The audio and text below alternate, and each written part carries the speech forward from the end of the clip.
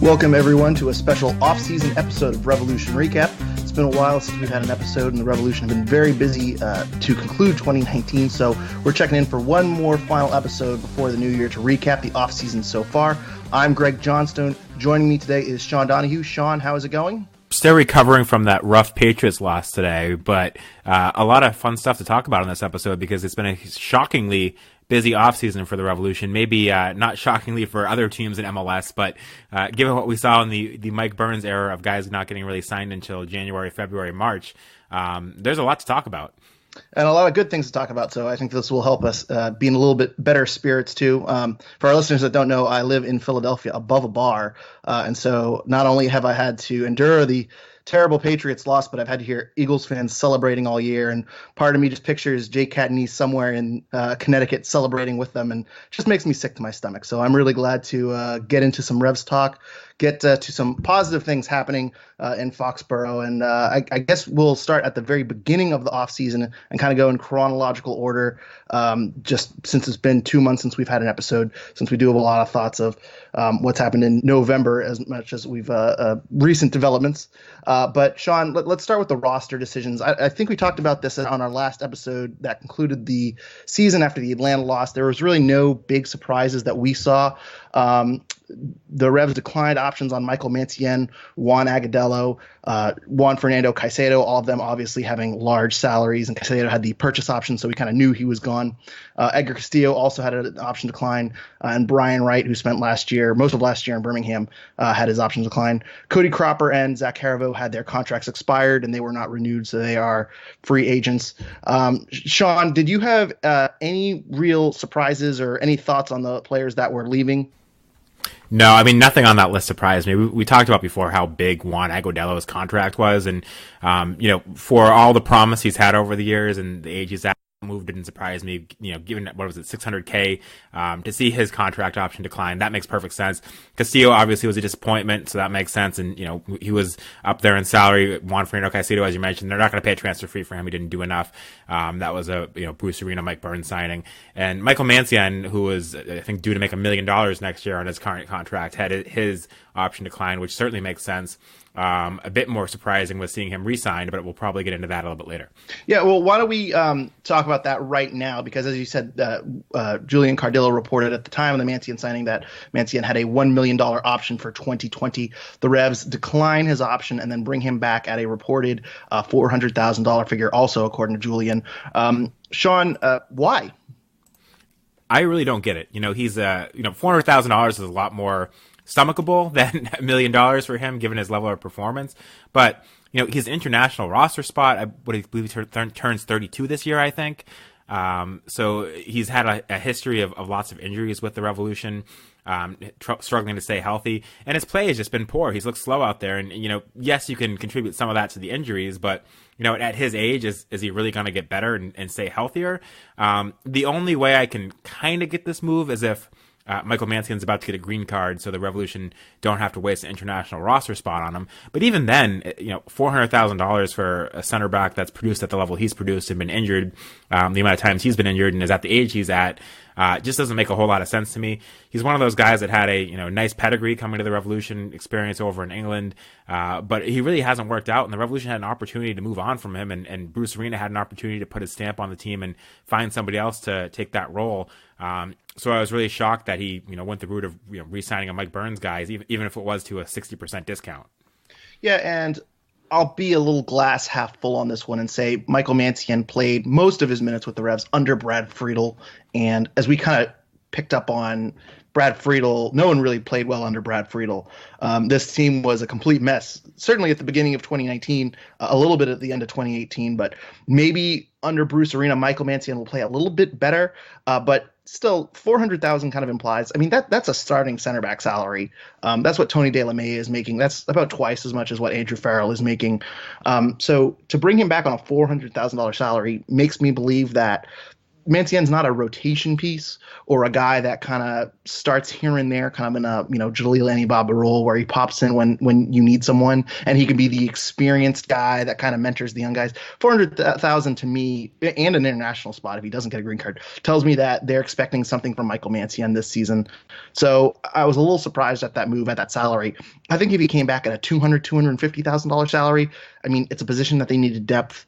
They signed him after Jaleel Anibaba left, which we'll talk about in a second. But it kind of made a little bit of sense if he's your third guy going into the season, kind of like how he was at the end of last season. But giving him a starter money, I'm not totally sure about that. Should also be noted that there's a second year option on that one. So maybe they think that if he's fully healthy, if he plays a little bit better, I mean, maybe they kind of see him being a starter, not just this year, but next year, and maybe they're getting a little bit of value too at $400,000. I don't really see it either way, but if we want some numbers on Michael Mancien that don't really look great on him, in his time with the Revolution, in his games he has started in 23 games, and the Revs have a 6-6-11 record. So that's 11 losses, 6 wins, 6 draws, and they've conceded 1.83 goals per game in the games that he has started. So not really great results for a guy that was coming in, and he wasn't a DP, but he was a TAM level signing that you kind of thought would solidify that back line. Really hasn't not done that so far. So. Well, and the other thing with Mancien too is you can write off his mistakes for being under Brad Friedel, but the Bent Musket and Seth Maycomer and the team there do a good job of reaching out to people that follow the teams or report on the teams that the Revolution have signed these guys from. And I remember when they did one on Michael Mancien, there was comments about mental mistakes that really fit with what you saw of his play under Brad Friedel. So when you try to write those mistakes off as just things that happened because Brad Friedel put them in a horrible position, and he did, I don't know if you can really blame that completely or entirely on Brad Friedel's system, because really what we saw from him and the mistakes that were made fit with what we should have expected based on scouting reports from both the Bent Musket had and other various articles, or even if you were to look up old threads about him from fans of other teams, that the mistakes he made fit with what you should have expected. I did want to note too that Julian Cardillo also reported that Cody Cropper was close to signing with a team from Norway last August, and just wanted to kind of connect the dot too for the people that have been listening to us for a few months. But remember that back in July and August, the Revs were reportedly interested in Patrick McLean, who was playing at Orange County SC at the USL, and he was released from his contract. There were some rumors that he was coming to the Revs, and no one was really quite sure because the Revs had 3 goalkeepers. So there's no confirmation of this whatsoever. But as I say, if you're a connect the dots guy, I think that McLean rumor and that Cody Cropper potential signing might have been related a little bit there. So that just kind of puts a cap on that one. In terms of any of these other signings, Edgar Castillo too. I don't know if we want to go into kind of the process, but I'm not sure what's happening to Edgar Castillo. But when players are released, they're either on the re-entry list or the waiver draft list at MLS. And Edgar Castillo was not on either of those lists.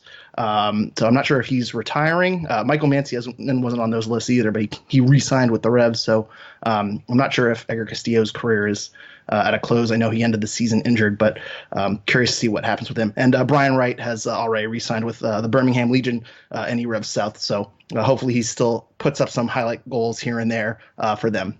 Sean, let's move on to the expansion draft. The Revs projected 12 players, the usual suspects: Turner, Farrell, Bai, De La Mea, Caldwell, Zahibo, Luis Caicedo, Gustavo Bo, Teal Bunbury, Carlos Seal, DeJuan Jones, and Christian Pinilla. All those players remain on the team, but Jaleel Anibaba, who's one of the few players left unprotected that might have been selected, was selected by Nashville after Mookie Betts just completely botched the pronunciation of his name.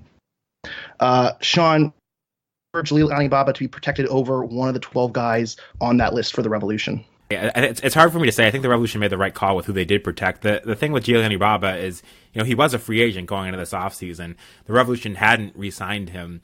I think they very well probably would have if he wasn't picked up. I think it would have made a lot more sense to bring him back in a depth role than Michael Mancien. I assume that he's going to be paid a lot less this year than Mancien is. I think he was, in the between 100K and 150K last year, so it was pretty cheap But it made sense to me that the Revolution left him unprotected, given he was a free agent, given he's getting up there in age as well. And, he's a great depth piece, but he's not a piece that the Revolution lose and you say he's irreplaceable. Particularly with the guy of Bruce Arena's pedigree, there were a lot of guys that were free agents in this offseason. I think guys like AJ De La Garza, who, you would have thought Bruce Arena could have gone out and perhaps convinced to come here and be the replacement for Gianni Baba. Obviously, that didn't really happen. But he's not a guy, and especially given Mancian re-signing, I don't think it's a huge loss for the Revolution to lose Gianni Baba. He's been a solid performer for the Revolution, but there's a reason he's been kind of an MLS journeyman and never really held down a starting spot for long portions of his career. Yeah, and I think the free agency thing was a big factor. By Nashville selecting him, they basically retain his rights and they can re-sign him to a larger contract than any other team. So essentially what the Revs are losing is Andy Baba's rights. But, you got to think, too, that if they are able to keep Andy Baba, maybe they bring back Andy Baba as opposed to Michael Mancienne. That's not really 100% sure, but I think with Andy Baba as a potential free agent, and as you said, in a bit of a reduced role, I think center back was going to be a position that they looked elsewhere and got another TAM signing, which they ended up doing anyway. So it kind of made sense to leave Andy Baba left open. And I'm not sure who else you take off that list. I guess Scott Caldwell, but Caldwell just signed an extension. He's a hometown guy. He certainly has a bit of a leadership role on the team, so I can't really blame the Revs for leaving Andy Baba unprotected. It's just a unfortunate thing that happened to him. But and if the current rules hold, the Revs won't have to be a part of the expansion draft next year because, as the rules were this year, if a player was selected from your team last season, all of your players were protected and not eligible to be taken. So hopefully that rule rolls over into the next expansion draft. Well, and honestly, and somebody else on Twitter tweeted this out, so I'm sorry for stealing their point, but because I forget who it was. But, when you look at the Revolution's roster now and you imagine what it will be next year in the expansion draft, the Revs are probably better off losing a guy like Gianni Baba now than, going in next year and having to find 12 guys to protect when they, in theory, should have a much deeper team. Correct. That's absolutely true. Also want to bring up another kind of small move that the Revs made. They re-signed Brandon Bai and DeJuan Jones. And it's worth pointing out that this doesn't necessarily mean that their contracts were over. Those two players are essentially just moving from the reserve roster, which is for essentially draft picks and homegrown players, and they're being moved to the senior roster. What that does is it means that they'll be getting paid a little bit more next season because the minimum salary of the senior roster is higher than the reserve roster and the supplemental roster. And it also clears some spots for some draft picks, which the Revs have, I believe, 4 of going into the 2020 draft. So those, I think some people were very excited about those signings, and they were excited that DeJuan Jones and Brandon Bai are coming back. They were probably always coming back. They've only been on the team for 1 or 2 years. They probably had some option years left. But those are basically votes of confidence. The Revs see those players being senior level players, which are essentially contributors to the team, and they wanted to kind of open up some space on the reserve roster for some draft picks, as opposed to keeping them on the reserve roster, cutting, not using those draft picks and signing, I'll say, more expensive players. So just wanted to kind of touch on that news while we're covering the whole offseason. The Revs did make a selection in the waiver draft. One of those draft picks, the 39th pick overall, it was the second round pick from the Revolution. They used it on Jeff Caldwell, a goalkeeper who spent most of the last season with Memphis in the USL. He was selected by New York City FC in, I believe, the 2018 Super Draft. He was 19th overall. He was the first goalkeeper to come out of the draft. Sean, this guy looks like a third keeper, but a lot of people have pointed out the Revs have not added him to their roster. Do you have any thoughts on Jeff Caldwell and if he might not sign with the Revs? Yeah, it's weird because if I recall correctly, when the Revolution first announced it, Jeff Caldwell had put up stuff on his social media acting like he was excited to go to the Revs, and we haven't really heard anything since. But yeah, he absolutely looks like a third string goalkeeper. I think Bruce Arena has moved on from Cody Cropper. Whatever he saw from him and his tenure as the Revolution head coach probably wasn't enough to convince him that Cody Cropper should get more time here to have a chance to fight for a starting spot or a second string spot. So I think it makes sense if the Revolution do sign him is going to be probably a minimum salary player and kind of taking up that third string spot and perhaps seeing some minutes with Revs too. It's not a move to get super excited about, but he's a goalkeeper with some promise that has seen a lot of time in the USL and could be a solid third string keeper for the Revolution and an option for the Revs 2 team if they, need someone to fill in at that role. And perhaps, I'm not really sure what the Revolution intend to do with all their spots in Revs 2. It sounds like they're going to give the academy guys a lot of minutes there, but, you'd think there'd be some opportunities for a guy like Jeff Caldwell to get minutes with that team. Yeah, and obviously, one time he was the best keeper coming out of college and going into the Super Draft. Not that means a whole lot, but, goalkeepers kind of peak towards, their mid-20s or their mid to late 20s in some cases. You look at someone like Matt Turner, who needed a couple of years development. Brad Knighton is getting a little bit older, and I don't think it's that out of the realm of possibility to think a high ceiling guy like Jeff Caldwell, if he is a high ceiling guy, or as I should say, a prospect. You give him some time at USL, probably in Hartford as opposed to Revs 2, and we'll get to why. I think some of the older guys might be loaned to USL championship teams instead of Revs 2 in a second. But, I think you give Jeff Caldwell another year at USL. Maybe he slots in as a backup down the road. Maybe he gets some minutes with the first team. But, he's a reserve roster guy. He's going to be making kind of the league minimum. And I think it's essentially, a second-round pick. A lot of people kind of were freaking out that why would you trade a second-round pick for a third-string goalkeeper? This was the fourth of 5 picks that the Revs had. Around pick number 39, it's not going to be that valuable of a pick anyway. And essentially, you're trading a 39th overall pick for a guy that was taken 19th 2 years ago. So one other thing I want to add, though, is I want to read the rule, the exact language, because I was under the impression that Caldwell would automatically be added to the team roster. The MLS rules say players under contract for 2020 who are selected in the MLS end-of-year waivers, the waiver draft, will be automatically added to the drafting club's roster. Clubs that claim players out of contract at the end of 2019 must issue a genuine offer to the selected player. So Caldwell had an option declined, so he was still under contract for at least one more year. I guess because NYCFC declined that option, he was no longer technically under contract. I don't really understand what scenario there would be where someone's in the waiver draft but still under contract if that's the case.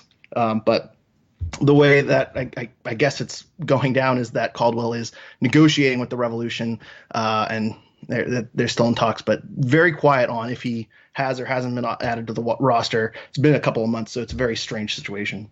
Yeah, I don't fully understand the rules either. There are rare cases where a player that's under contract is waived, so I guess it's for that situation, but it is very confusing, especially when you think about the re-entry draft and how if you take someone in the first round there, then you have to pick up their option. But, I don't know. I assume now that he's not under contract and they, based on the fact that his option was declined, but it's unclear whether or not the Revolution would be able to exercise that option, because you'd think that option would probably be for the minimum salary or close to it. And in which case, if the Revolution really did want to bring him in, I don't know why he wouldn't just exercise that. But the MLS rules are a bit of are very confusing, and some of them are publicly available, but some of them, even with publicly available, don't have enough clarification to actually know what they mean. Right. And Jeff Caldwell made $57,225 last year in salary. Even with a pay bump, you got to think that's around $60,000. So it's not really a situation where the Revs are negotiating him down, really, because I think the minimum salary is like $54,000. So I don't think they're exactly negotiating pennies with Jeff Caldwell here. So it might be a situation where maybe he's trying to go overseas, or maybe he just flat out is holding out. But I don't know. He seems excited about coming to the Revolution. He made a post about it. So a bit of a weird situation. But moving from one dumb MLS rule to another, as an MLS team, you can only sign 2 free agents, and the Revs have opted to sign both free agents. 2 former Revs, actually, Kellen Rowe and Seth Sinovic, both signed with the Revolution on December 4th and December 17th, respectively. We'll talk about Kellen Rowe first, Sean. Are you surprised that Kellen Rowe returned after his graduation last year? And where do you see Kellen fitting on the team for 2020?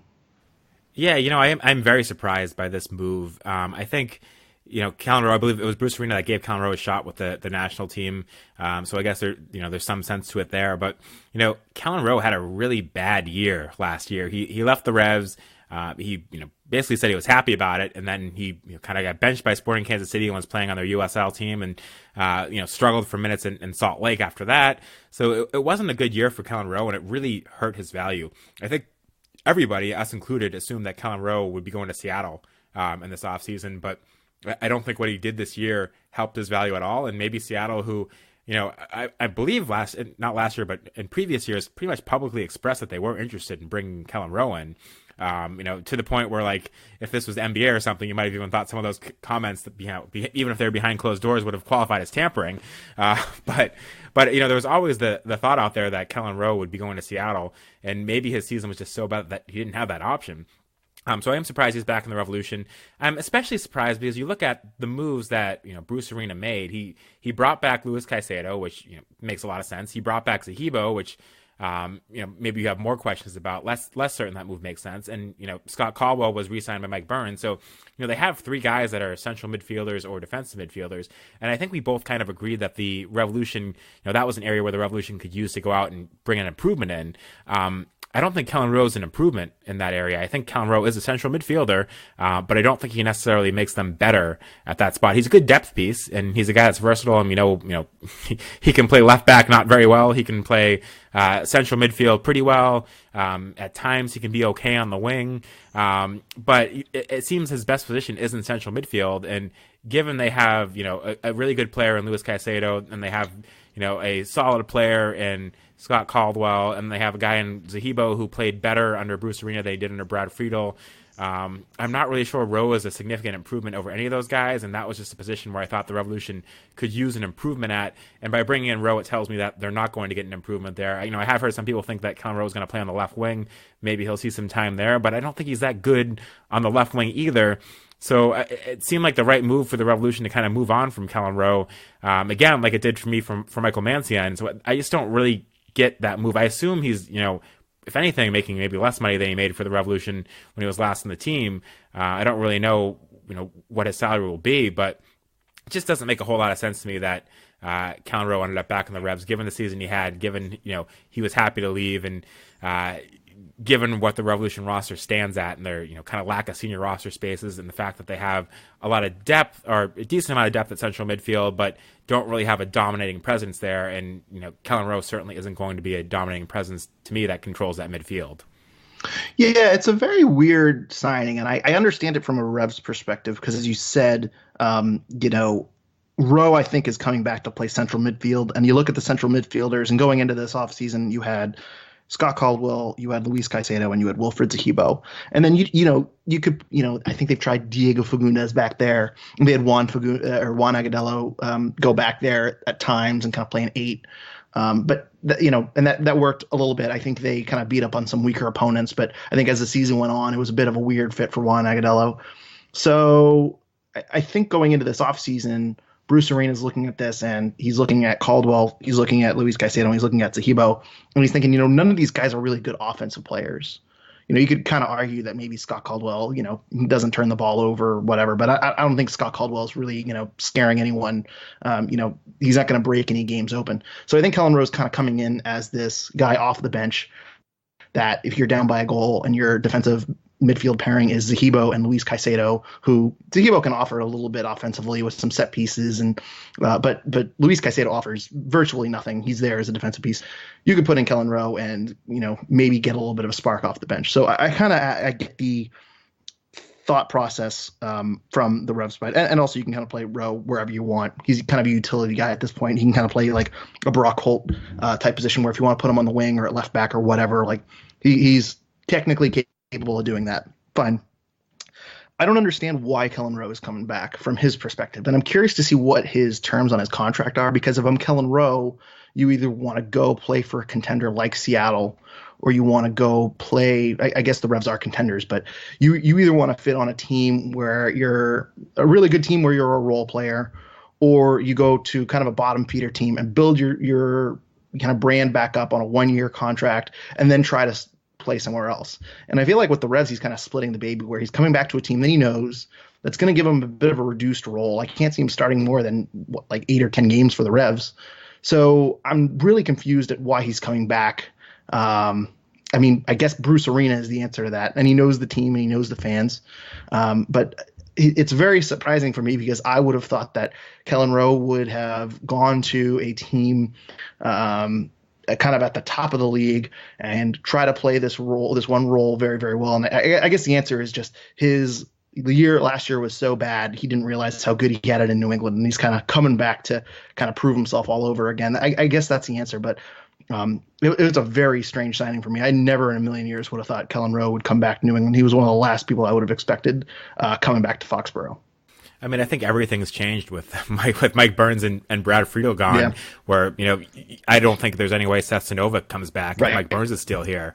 Right. But no, there are a lot of questions here for me on Kellen Rowe. And I think part of that is that Bruce Arena sees a guy that, in 2017 when Bruce Arena was coaching the national team, Kellen Rowe was a very promising player that looked like he had a future on the national team, and it's all kind of fallen apart since then. And, Bruce Arena saw that 2017 Kellen Rowe that had a lot of promise and that, looked like he was rounding into the peak time of his career. And, under Brad Friedel, that completely fell apart. And you thought that him going to Kansas City would revive that, and it certainly didn't. And then maybe you thought him going to Real Salt Lake would give him another chance to revive that, and it certainly didn't. But, maybe with some of these moves, it's Bruce Arena saying, I see a lot of talent in Michael Mancienne, I see a lot of talent in Kellen Rowe, and, Brad Friedel couldn't unlock that talent, but Bruce Arena, I'm a much better coach, I can unlock that talent, and he's taking kind of a gamble there. So, we'll see how it plays out. But, I've heard some people say that it's desperation that Kellen Rowe re-signed for the Revolution after his really poor season, but you don't really get desperate on December 4th if you're a free agent and re-sign that quickly. You have to remember, with a guy like Gianni Baba, when he signed for the Revolution, you could make a case it was desperation because that was in February after he had a trial with the team. But this is December, so to me it's too early to play this off as desperation on Kellen Rowe's part. Yeah, and to me, it shows that Bruce Arena has an idea of how to use him. I just don't think it's going to be in a very big capacity. And I guess that's why I'm kind of surprised Kellen Rowe is coming back. I would have thought he would want to, I don't know, at least start somewhere, and that, maybe he's just taking what he can get. And totally shocked about this signing. And I think when Real Salt Lake came to town, we had a question that was, do you ever envision Kellen Rowe coming back? And we both said no. I think we both said, nope, that's, maybe at the end of his career. But so for Kellen Rowe to come back for 2020 is a huge shock. So another former Rev coming back to Foxborough, Seth Sinovic. Sean, are you surprised that the Revs used their second free agent spot on a left back, a position that's already kind of taken by Alexander Butner? Any thoughts on the Sinovic signing? Yeah, I mean, I'm more surprised that they used the spot on Kellen Rowe given that, but at the same time, teams don't frequently go out there and actually sign two free agents, so it's it seems like a big deal to use two spots, but historically teams don't really use their two spots necessarily, so I'm not sure it is that big of a deal. And the Seth Sinovic signing makes a lot of sense to me. He's a very solid left back, very defensively sound. I don't know that he contributes too much on offense, but very defensively sound left back. I can't remember from the past podcast or not, but on Twitter at least, I've kind of openly questioned whether or not Alexander Butner is going to be a sure thing at left back. He obviously has a very, very nice pedigree, but he's a guy that over the years, his fitness has been questioned. He's shown up to preseasons or, after midseason breaks, and, it's been rumored he's been overweight. I think there was one team where, allegedly he was the reason they had to ban chips in the locker room. So he's a guy that now is in his 30s. It is coming off of, by the time he plays, he last played a competitive match in May. By the time he plays for the Revolution at the end of February in his first competitive match, it's going to be, 9 months or whatever since he last played a competitive match. So for a guy that's had fitness issues, is in his 30s, I don't think he's a sure thing. I think there's a possibility he becomes a very, very good left back for the Revolution, but there's no guarantee. And he's also a guy that, I think adds a lot offensively as a left back if he's fit. But, maybe you go into games, you want a more defensive option, and Seth Sinovic could be that guy. So I think he's a great insurance policy for Butner if Butner doesn't work out the way it's expected. And to me, I think it's kind of 50-50 whether or not Butner turns out to be a great signing or whether or not he turns out to be a bust. Yeah, and when was the last time the Revs had a left back going into the season that ended up working out? Last year we had Edgar Castillo, who was a bit of a bust. I don't think he was a total bust, as some fans say. And the year before that we had Gabriel Somi, who was a total bust, in my opinion. So I think the last 2 years there have been disappointing results. So I think it's wise for Bruce Arena to kind of fill out his roster with a backup plan and a plan B in case Butner, who has some red flags, as you mentioned, doesn't work out. And the other thing, too, is, it's turf. Butner is on the wrong side of 30. Sinovic is a great veteran. He knows Foxborough. He knows some of the guys. So I think it's a good signing all the way around. And, as you said, not a lot of players, not a lot of teams signed two players out of free agency. So I think it's wise for Bruce Arena to kind of get his shopping done early and to bring in two veterans who will fill out that bench. Because last year the bench was a real weak spot. So, Sean, I will ask though, with this signing, does this mean you expect DeJuan Jones to be a midfielder going forward, or do you think we see DeJuan Jones still kind of back in that left back or right back spot in 2020? Honestly, with the way the roster is shaping up right now, I think we're going to see DeJuan Jones competing with Brandon Bye for that right back spot. I expect Brandon Bye to probably be the opening day starter at right back, but I wouldn't be shocked if DeJuan Jones actually beats him out for that right back spot, and I think that could be a good thing for the Revolution. Maybe we'll see some of Jones on the wing positions, but the Revolution are still a lot deeper in midfield than they are at fullback, and there is no backup for Brandon Bye unless Andrew Farrell moves back out there, and we'll probably talk more about that later, but I don't think that's happening. Yeah, my guess is that Jones still sees most of his minutes at fullback. It's just going to be at right back this time. And, we should note, Jones is right-footed. He's a guy that, in college was creating chances from the right wing. And, maybe he can put in a better cross with his right foot than Brandon Bye can. We haven't really had the opportunity to see that yet. But there's a potential that he can. I think he's a little bit faster than Brandon Bye, which is saying something because Brandon Bye is really fast. I just think there's going to be a good opportunity for the two of them to compete, and having competition for the right back spot, given Brandon Bye's performances last year were, somewhat inconsistent, I think is a good thing. And either way, the Revs have options across the field, which again is a real rarity. It's been a long time since we've kind of looked at each position and saw competition across the field. So very exciting to kind of go into the Christmas season with so much depth across the board. The next signing the Revs made with their two free agents, signed, sealed, and delivered. They went to the transfer market and they went to Poland to sign Adam Buska.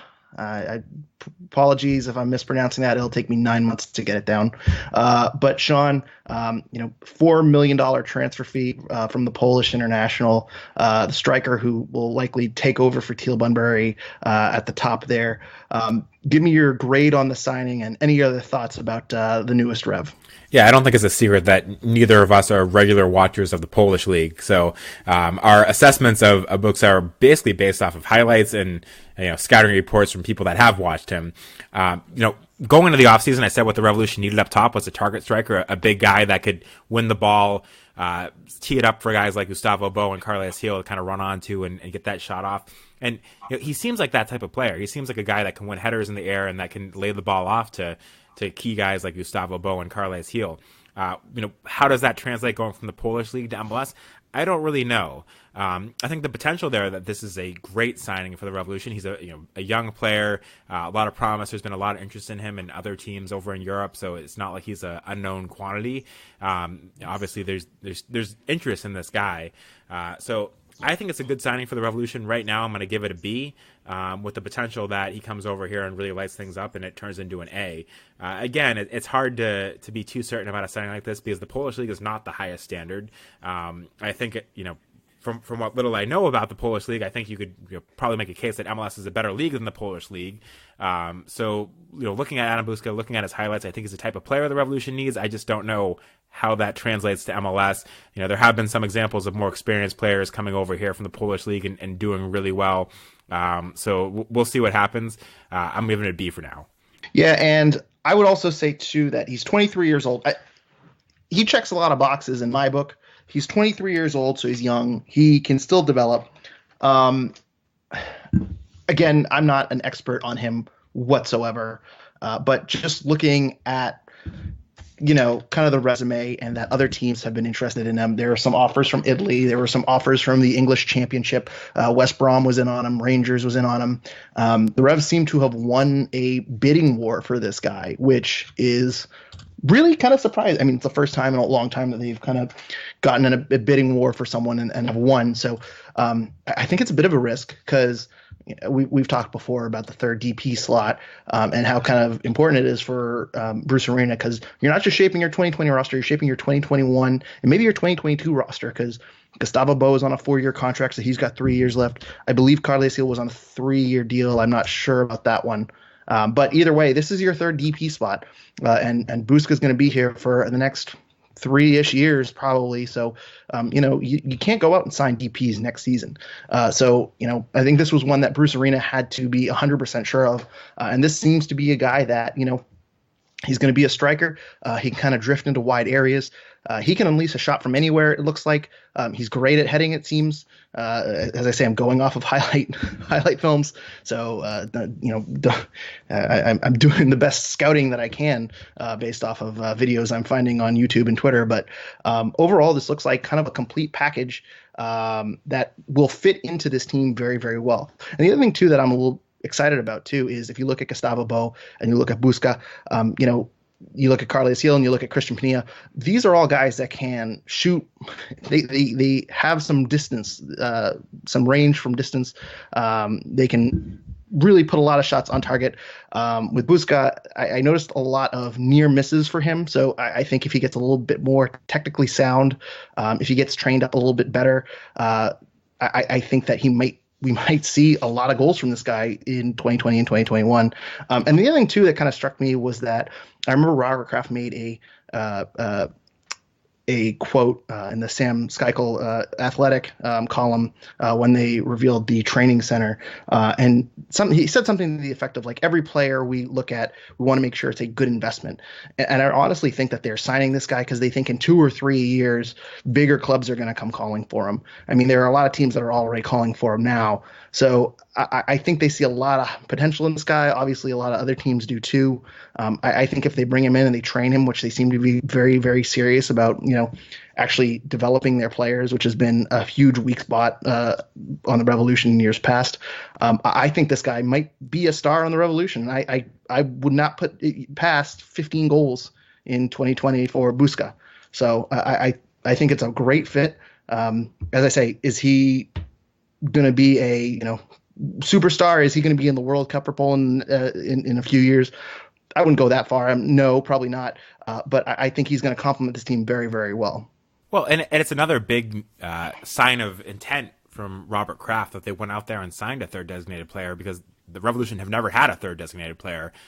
So that they're finally using that spot says a lot. And even early on in this offseason, there were quotes from Bruce Arena that were very wishy-washy about whether or not the Revolution would go out there and get a third DP. Arena basically said, if the right guy's out there, we'll do it, but there's no pressure on us to go out and do it. So the fact that they went out there pretty early on in the offseason, or at least before the preseason started, and went out and got him, does really show that the Revolution are going all in now for Bruce Arena. And, this is a year that the Revolution are going to try to actually go out there and win a championship. You don't sign a third DP if you see this as a rebuilding year. No, absolutely. And I think it's kind of the opposite, because as I said, you have your 3 DPs solidified for at least a 2-year window. So in my mind, you want to win as soon as possible with these players, because who knows if Gustavo Bo is going, or Carles Gil is going to have an injury down the line, or if they kind of hit their peak and start to decline a little bit off. So I think this the top of the roster has been solidified for 2020 and most of 2021 as well. So I think this is a really, really big signing. But if you were to ask me what would I like to see out of a third DP, I'd probably say a young 20-year-old striker who has a high potential, who and he's unknown to us, but as I say, that $4 million transfer fee looks very justified based on other teams' interest. So I give it an A- with the potential to be an A. I think he could be a very, very good player. As I say, I expect double digits this season. If he gets 30 starts, I'm putting down 15 goals from this guy. So I want to mention one other fact too, because a lot of people mentioned, if you go on Transfer Market and you look at this guy, you'll notice that there was a transfer fee of $400,000 for him 2 years ago. And it's worth noting that Seth McComber from the Bent Musket did a bit of a scouting report on him. There's some good details in there.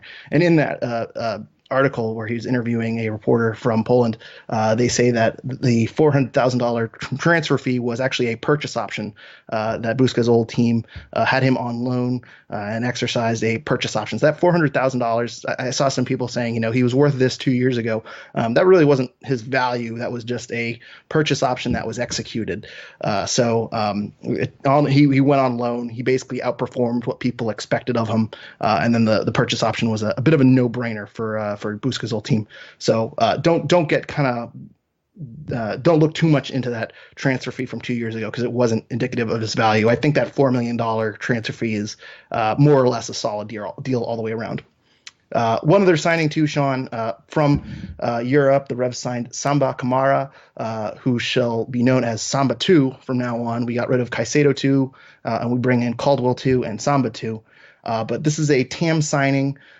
Sean, what do you think of Samba 2? Why don't we give this signing another grade based on what you expect from him this season? Yeah, I'm skeptical of this one. I mean, he's a guy that's 27 years old and has 65 first-team appearances. He got his debut under Bob Bradley, interestingly enough, in France. So I'm sure that Bruce Arena talked to Bob Bradley about him, and kind of got a scouting report from him, and I'm sure he's seen him play a lot. But a 27-year-old center back that is playing in the second division of France and has played in the third division and the fourth division and only has 65 first-team appearances, has played a lot of games for the second team. There doesn't really seem like a TAM signing to me. I think, again, when you go back to what we discussed the Revolution needed to do in this offseason, it was go out and get a target striker, and I think they did that with Buxa, and that's great. I think he's going to work out. And get a kind of an aerial presence at center back was one of the other things that I had mentioned, and Samba seems like he is that aerial presence at center back. I'm just not sure he's good enough. I also question if, Bob Bradley was such a huge fan of his, why when he was starting out at LAFC, he didn't make a move to bring him over, and maybe there were other reasons why he couldn't, and the transfer fee was too high or something. I kind of have trouble believing that. But I'm very skeptical of this one, and I'm kind of taking a wait and see approach. It doesn't get me too excited to see a 27-year-old with 65 first team appearances. That's pretty late in his career to kind of make a breakthrough for the first team, especially when he's playing, second division soccer in France. That's not a bad league, but I just don't know that it's a TAM signing. So we'll see what happens there, but I'm going to give this one a C for now. Again, I think it's the right type of signing that the Revolution needed. I think they need a center back in the mold of Samba 2. I just don't know that he has the quality. With Buxa, I have some questions because obviously the Polish league isn't the highest standard, but there's a lot of reason to be excited about that signing. There were other teams interested. I can't get the same level of excitement for a guy like Samba, who I don't think there's been much interest in, at least not publicly. And again, who only has 65 first team appearances and is 27 years old. He is in the prime of his career. He should be a regular starter, and he should have been a regular starter for several years if he was a good player. I just don't know that makes him, worthy of TAM money. Yeah, and some people have kind of said, because I got asked about this, and I was driving back home for the holidays, and I kind of said, I haven't looked really that deep into it, but the fact that he has coming from a lower division team is, I don't have a lot of confidence, and he doesn't really have the resume, which is what you're kind of saying right here. And they kind of said, well, Carles Gil was I think he was in the second division of Spain or wherever. That's a little different because he was in the Premier League and he was in some top flight teams. Kamara's never been in a top flight team. And, if he was coming from the English Championship, which is what Michael Mancien did, okay, I think Claude Dielna came from the English Championship. Okay, I can kind of see it. But the French League 2 is not. I don't think it's as good of a league as the English Championship. It's not. And you're right. I mean, he's never made a first division appearance. So that would be one thing. And you're making the comparison to Buska. Well, Buska's 23. And he's kind of on his way up, and he made an appearance with the Polish national team. I don't know where this interest in Kamara has come from. To me, if this wasn't a TAM signing, I would have assumed it was kind of an out of contract. He's coming over here to be a depth piece. But the fact that he's a TAM signing makes me think otherwise. It makes me think that maybe he's coming in to kind of rotate in and out. I don't know if he'd start over De La Mea. I don't really see it at this point. But you're right. He's kind of a very physical player. Again, there's another scouting report from the Ben Musket on him as well that kind of say he's not necessarily technically gifted, but he's a very physical player. And maybe that's what they're missing. And maybe they're just filling out the bench and adding some more depth at center back, which is a position that they need. But overall, going into this offseason, center back was a major position in need of an upgrade. And we ended the last season with Andrew Farrell, Tony De La Mea, Jalil Anibaba, and Michael Mancien. And going into the season, we have Andrew Farrell, Tony De La Mea, Michael Mancien, and Samba Kamara. And so I feel like we have four center back twos. You know what I mean? We have four kind of, we don't have that solid center back that we can rely on, that center back one that's kind of the star of the defense. We kind of just have four pieces that each kind of bring something a little bit different, and maybe they'll mix and match throughout the season and will go well. But I'm not really confident on the signing. I'm going to give it a D plus. Maybe he's great in the highlight packages I've seen of him. he looks okay, but bringing in him as a TAM signing is a really big surprise to me because I don't know if he's a starting quality. I don't know who the starting pairing at center back is. I'm really confused at how Bruce Arena is going to manage the situation. Right, I completely agree with you, and I think you do look at the Revolution center backs right now, and you do have four very different players. So I do wonder if that is the plan, is kind of matchup by matchup for Bruce Arena to mix and match these guys based on who they're facing. If that is the plan, I'm not sure that I'm a huge fan of that at the center back position, because I do think chemistry and building a partnership there is really huge and important at that role more than anyone else. But, Samba Kamara strikes me as the type of player that the Revolution needed, that the type of player that could pair really well with Andrew Farrell. I think the weaknesses with Andrew Farrell and with De La Mea as well are kind of, that physicality and winning balls in the air and making sure that long ball over the top is always won, or, winning that cross. And Samba Kamara strikes me as the type of player that could do that, but I'm just not sure the quality is there. He's been at, I'm going to completely butcher the name, Le Havre, and I'm sure that's completely wrong, in France for 7 years now, and he has 65 first-team appearances. Like that, as a 27-year-old, for a guy that's playing in lower division in France, it just doesn't give me confidence. And that scouting report on the Bent Musket, too, like you said, wasn't the most glowing report.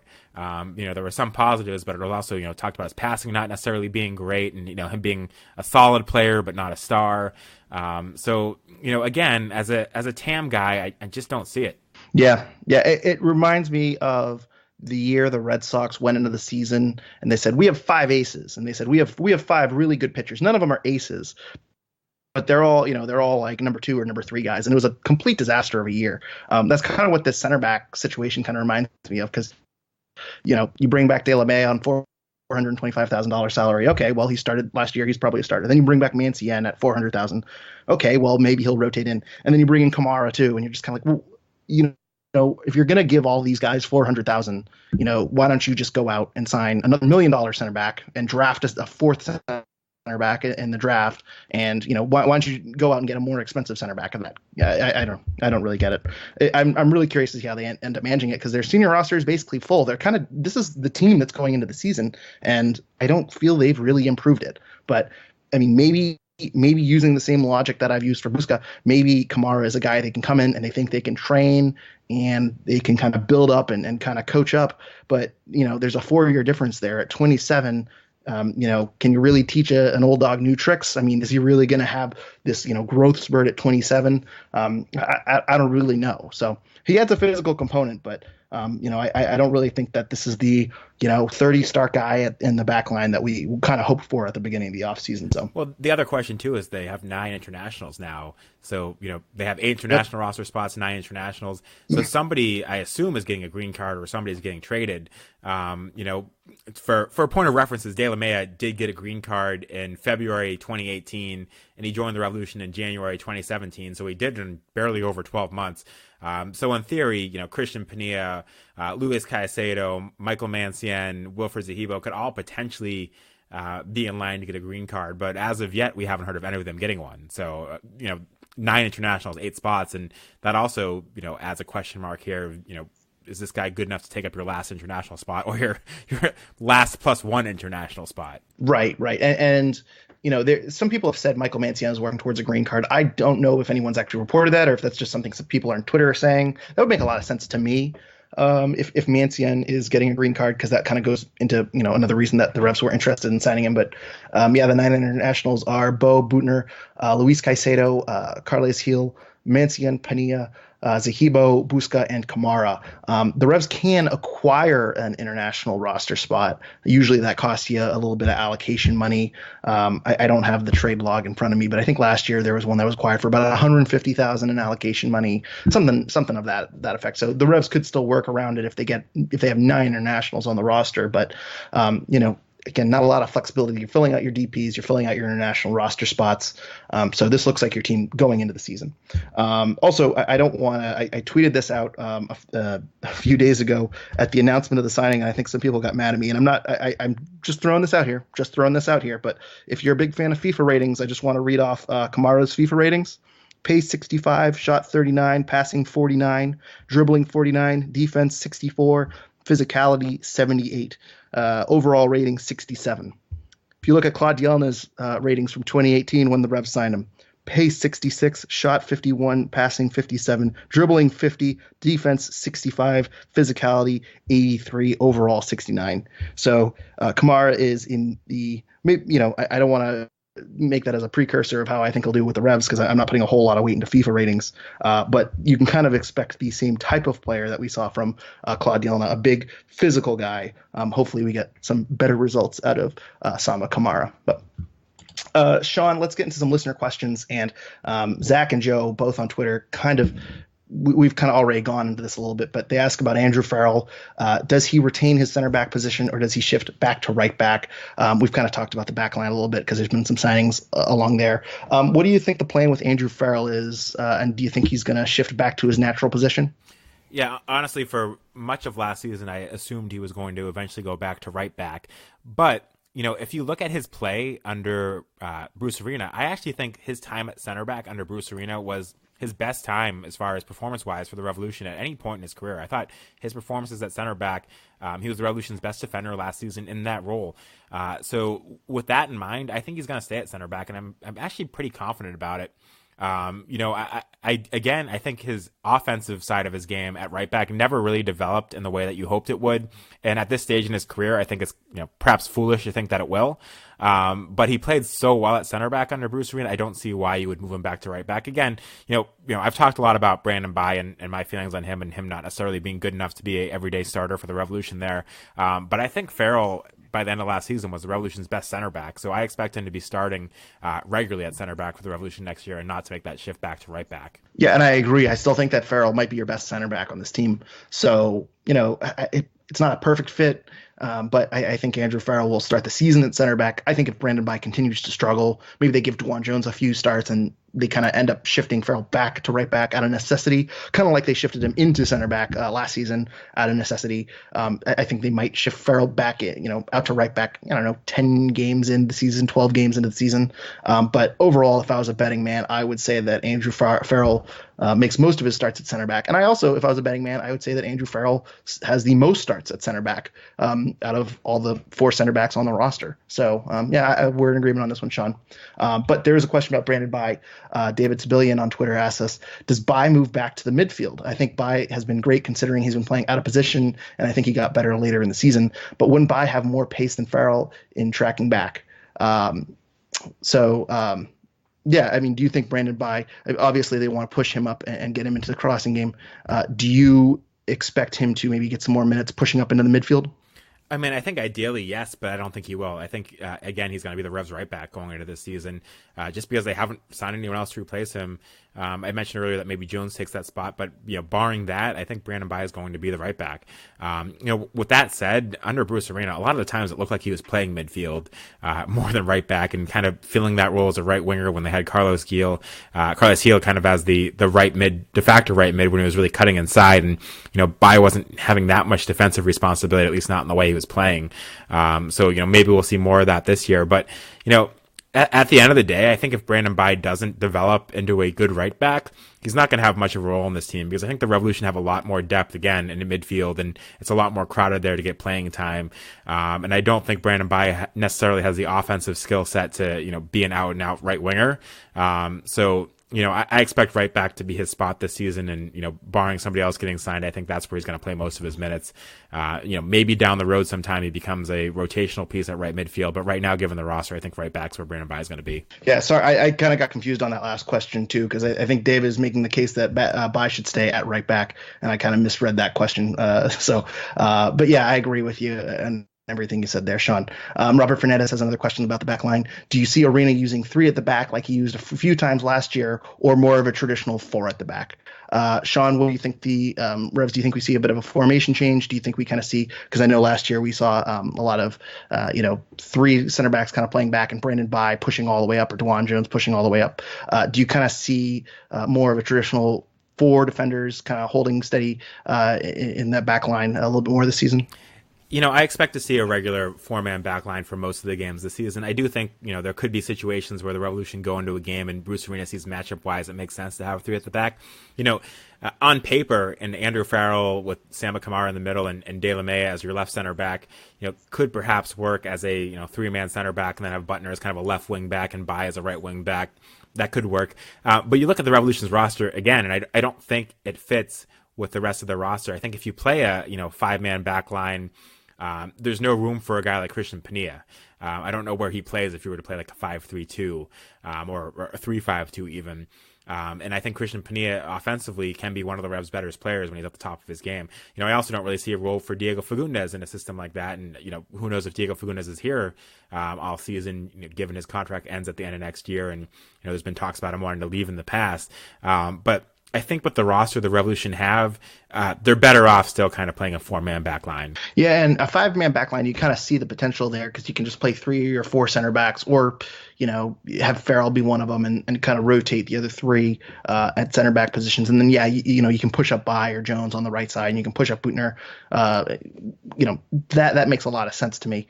But the problem is, who are you taking off? I know some people thought last year that maybe Pania could be a left wing back, but I'm not totally sure about that one because he's not great at getting back defense. He obviously doesn't like playing defense too much. So that 5-3-2 kind of takes away a really good player one way or another. So I'm not sure how you fill out the midfield and the attacking side of it if you kind of go with that 5-man backline. But yeah, so I think we're going to kind of see more of a 4-man backline, as you said. But yeah, I don't know. There's a number of ways they can do these combinations, and I'm not really sure what Bruce has up his sleeve. But as I say, he has a lot of options. Josh Nye says starting 11 predictions for the start of 2020. Sean, you want to take a stab at this one? Sure. Yeah. I mean, Matt Turner in goal. Obviously, I don't think there's any question there. Hell yeah. You look at the back line. I would assume Butner at left back. Again, I do have questions there, but at least to start the season, I think Butner at left back, De La Mea and Farrell at center back, Brandon Bai at right back. I think your central midfield, is probably going to be Luis Caicedo and Wilfred Zahibo again. And if you look at, kind of that back six and are a bit disappointed by the lack of changes, I think you're kind of right to be disappointed by the lack of changes there with Butner, potentially the only change there. And maybe Kellen Rose steps in for Zahibo. I think if that happens, you have a very, very undersized central midfield. And to me, that's kind of problematic too. But yeah, that back six there, I don't think there's going to be that many changes unless there's more signings. And I think people are going to be disappointed with that. And then, I kind of think we'll see Carles Gil as that kind of that de facto sort of right midfielder again, where, even though he's sort of playing centrally, he's kind of the right wing guy and Bai's kind of relied on for the outside width. And I think Carles Gil is very good at cutting in from the outside. And I actually think he's been his most dangerous when he's playing on the right and cutting in from the outside. That's when he looks most dangerous going at goal. So I don't think that's a bad thing. So I expect to see him kind of there. Pania on the left. I expect Gustavo Bo to sort of be that floating withdrawn striker that is not really a number 10, not necessarily completely a striker either. And then Buxa to be the guy up top that is winning those balls and playing them back to Gustavo Bo in that number 9 role. So to me, there's a lot to be excited about at the attacking side of that lineup, and a little bit of reason to be disappointed that there maybe weren't the changes you were hoping for in a defense that was terrible under Brad Friedel and got better under Bruce Arena, but there's still a lot of question marks with. Yeah, I agree with everything you said, so I'm not going to repeat the same starting 11, but I think we're on the same page. And I also think, too, that Bruce Arena, soccer's a little different from most sports because there isn't a whole lot of off-season time. Your season goes the majority of the year. So I think Bruce Arena is going to kind of carry over the same team at the start of the season, but that might not be what we see towards the end of the stretch, towards the summer months and down the home stretch. I think there'll be some changes in and out throughout the lineup the year as time comes and goes. But I think going into the season, we're going to see a lot of similarities coming into 2020. Butner and Busca are essentially going to be the two key changes in that starting 11. And everyone else is more or less a depth signing, it seems like. So David Civilian asked us another question. Does Teal Bunbury move back to the bench in a super sub role, or does he play a winger at the winger spot? Sean, how do you see Bunbury fitting into this team in 2020? Yeah, I think he's a super sub role. I think, he's a change of pace striker. If you want someone to, have a little speed up top, that's a different type of player than Buxa, or he's a, change of pace winger. I think there's going to be plenty of minutes for him. whether that's like as a rotational starter or as a super sub. But, I really like what Teal Bunbury provides off the bench as a super sub. I think he's a guy that running at tired legs can be really dangerous. And we've seen that at times for the Revolution. So I think that's a great role for Teal Bunbury, and I expect that that's where we'll see most of his minutes. But again, he's one of the top guys, one of the first guys off the bench. So, any injuries that happens, he'll find his way into that lineup. So I think he'll see a lot of time, but I don't expect him to be part of the Revolution's best 11. We kind of talked about it a second ago, but and I agree with everything you said on Teal Bunbury. I think that kind of playing as the backup striker, coming at tired legs, and being kind of a veteran who can give you a really, really good 20-25 minutes is probably a better role for Teal Bunbury than throwing him out there for 90 minutes straight, because there are just times where Teal Bunbury, goes missing. You need to put him on the side of a milk carton box because he's just completely vanished. So I think Teal Bunbury coming off the bench and being a backup winger or a backup striker is really a good role for Teal Bunbury. But there's another guy that you mentioned a few minutes ago, Diego Fagundes, who is also going to have more of a reduced role this season. We talked about him potentially leaving the club. Frank Delapa reported last offseason that 2020 is his last option year with the Revolution, and there have been talks. I know last year he went to. There's rumors of him going to Uruguay. His dad obviously made comments about him wanting to leave at the end of the 2018 season. I think it was the end of the 2018 season. Do you expect Diego Fagundes to be on the Revs in 2020? And if he is, what do you expect his role to be? Yeah, if I look at the Revolution's roster, I still think that Diego Fagundes is probably your second best option at that left wing role behind Christian Pania. I've seen a lot of people say that Kellen Rowe is going to see minutes there. I really don't like Rowe that much in that role. I still think Rowe is a center midfielder, and if he's going to be on the wing, he's probably better off on the right wing, because he is a guy that isn't the best crosser, but he is capable of putting a cross in with his right foot. I just don't see him as a left winger, even though we've seen him get the minutes there in the past. To me, Diego Fagundes, if he's going to play, it's to kind of be a rotational guy or a backup guy to Christian Pania, and he's also going to play that with Thrawn striker role if need be. But again, unless he's had a change of heart. And I said, I love this new training facility. I love working for Bruce Arena. I want to sign for more years. Bruce Arena has given me an opportunity to play more minutes this year, or at least an opportunity to compete for a starting spot. I think the Revolution do perhaps look to move him in this offseason, whether it's to another league to, get some transfer fee. I'm not sure what his value is given how little he played last year, or given, his minimized role last year, or somewhere else in the league. Again, unless he's had a change of heart and said that he wants to potentially sign for more years, I think it makes a lot of sense for the Revolution to look to move him sooner rather than later, or if there's still any value. Yeah, and one thing that I should have looked up beforehand, but I'm looking up now, it looks like he is 24 years old. He's turning 25 next February, so he'll be 25 soon. I believe you have to be 28 to be a free agent. So his contract will end at the end of the season, allegedly. I can't imagine he signs a long-term extension with the Revs if he's going to be a backup. He's still only 25 years old. He still has a long career ahead of him. He's got at least, 5 years at the minimum. So I can't imagine he's going to be on a year-to-year contract in New England. So I'm curious to see what the conversations are behind closed doors. And the fact that it's been really quiet is really surprising to me, because I know last season it didn't look like they're going to be this was not going to be a match made in heaven going forward, and it seemed like Fagundes wanted to see his options elsewhere, and the Revs have kind of held on to him. I wonder at this point if the Revs just see him as a bench guy who can kind of play left wing. He can kind of play that center attacking role like he did in 2018 if you need him to. You have Kellen Rowe, so you don't really need him in a central midfield role anymore. But, he can kind of be a winger across the board, right wing, left wing, wherever you need him. But I wonder if the Revs just kind of say, we'll hold on to him, and then when his rights come up at the end of the year, if he wants to, go somewhere else in Major League Soccer, we'll trade his rights there because he won't be a free agent. If he wants to go internationally, obviously the Revs are going to be missing out on any compensation whatsoever. But, the fact that we are at the new year in 2020, and the Revs roster seems pretty filled out at this point. And Fagundes doesn't really clear a lot of salary. He doesn't clear an international roster spot or anything like that. So I think the Revs just kind of see value in holding him and letting the chips fall when his contract expires. Moving on to Revolution Report asks us, are you happy with the current squad? We kind of hinted at this a second ago, Sean. What about a grade? Let's give a grade to this roster and the offseason as a whole. How do you feel about the offseason moves so far for the Revolution, and grade the current squad? Yeah, I saw 5 positions that the Revolution could use upgrades at, realistically, if you're trying to not change the whole roster, 5 positions that the Revolution could use upgrades off in this offseason. I certainly think they upgraded the number 9 role, which is, perhaps the most important one. So a lot of credit to them for going out there and getting a young designated player for that role. I thought they needed to fix the left back spot, and I think they have. Whether or not Butner works out, I think, Setsanovic is going to be a better option for them this year than they have had in years past, either way. So that's great. They fixed those 2 roles. I thought that central midfield was the one spot where they could upgrade and kind of have the most influence. You look at guys like Jermaine Jones and Shari Joseph, guys that were key contributors to the Revolution's MLS Cup teams, and that really helped carry the team to MLS Cups over several years with their contributions in midfield. And I still don't think the Revolution have that player there. So that was actually kind of the role where I thought the Revolution should go out and spend a lot of money potentially on a DP to fix that. Those players aren't easy to find. So, certainly can't blame the Revolution for not going out there and finding that guy.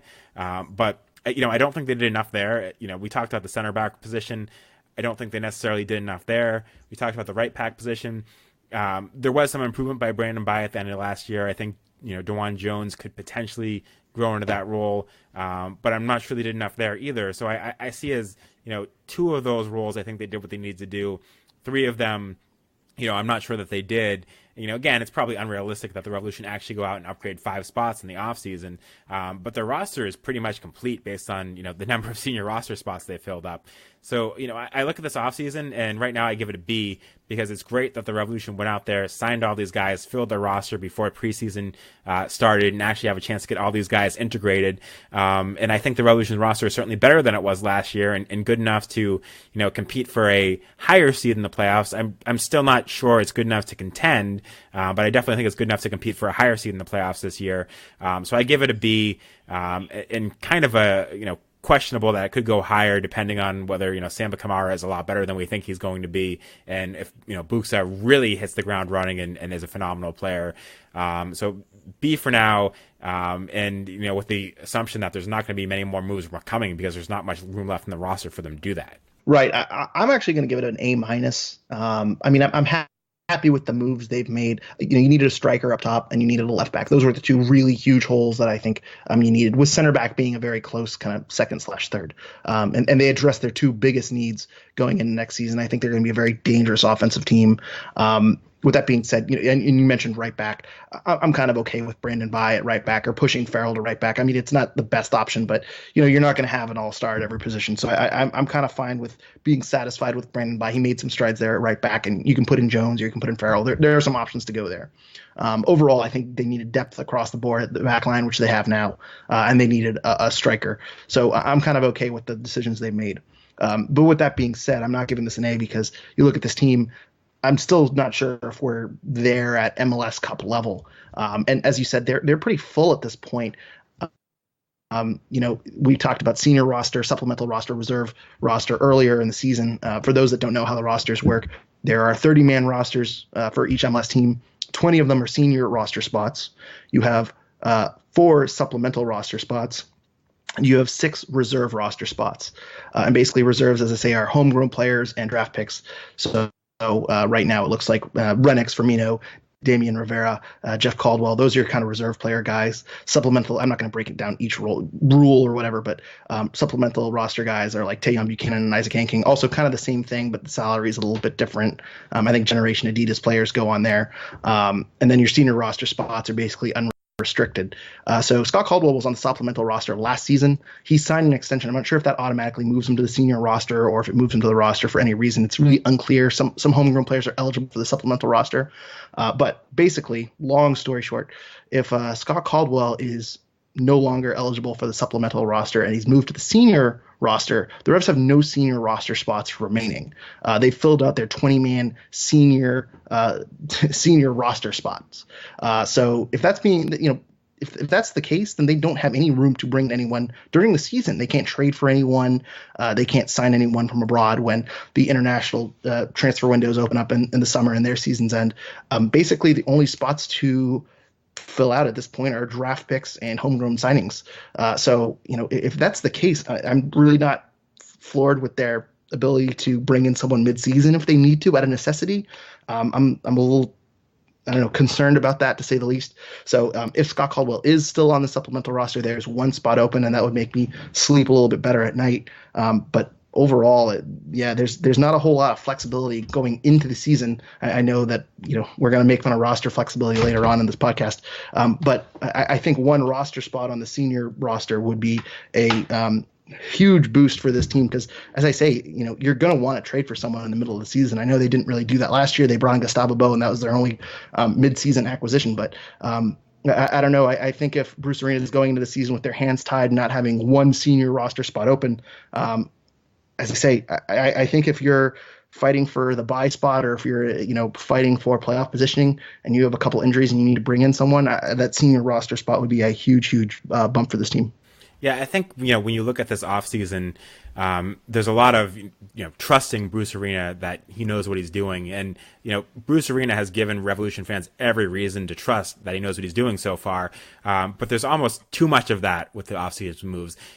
This could be an A-plus offseason if you trust that Bruce Arena can turn Michael Mancian into the center back that Brad Friedel promised he would be, that he's going to be this veteran leader, solidifying the back line, consistent player, stay healthy. That would be huge for the Revolution. This could be an A-plus offseason for the Revolution if Bruce Arena can turn Kellen Rowe into that player he looked like he was going to be in 2017 when Bruce Arena was calling him up to the national team. But again, that requires a lot of trust to put that faith in Bruce Arena. And again, with Samba Kamara, if Samba Kamara turns out to be that really good physical presence and becomes a consistent force at center back, and even becomes a starter back there next to Andrew Farrell, and becomes that player that I talked about that I thought would complement Farrell's game really well, again, that could push this to be like an A-plus offseason. But and even a guy like Alexander Butner, who I think there's a lot of Revs fans out there that think of him as kind of a can't-miss signing. I don't think of him that way. There's a lot of reason to be skeptical of that signing, especially in his 30s, when he's had those fitness issues, when he's shown up to camp overweight in the past, when he's 8 to 9 months away from playing his last competitive game. But if he works out to be that great veteran player with that Manchester United pedigree that does what you think he can do, again, that grade goes up. But there's every reason to trust Bruce Arena, but there's just so many signings this offseason that require you to really trust Bruce Arena to get on board them being great signings. Again, Buxa's a fantastic signing, I think, for the Revolution. He checks all those boxes you were talking about earlier. I agree with all of that. They needed that target striker to get a young guy that has a lot of promise and could potentially be a guy they sell down the road for a lot of money. That makes a whole ton of sense to me. That's when I will certainly trust Bruce Arena on, especially given other teams are interested in. But there's just so many other signings that it comes down to trusting Bruce Arena on again.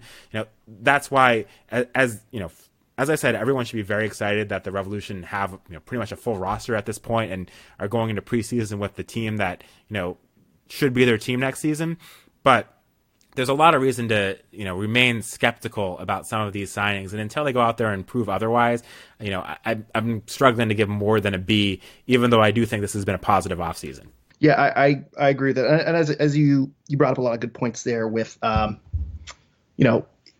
it depends on how these players play, because I would have liked a TAM center back, and they did technically bring in a TAM center back. I'm just not sold on him yet. So maybe Samba 2 is this amazing player, but if he plays like Samba 1, then we still have as many holes at center back. And there was a piece that we retweeted from American Soccer Analysis. I think it was Harrison Crow who wrote it.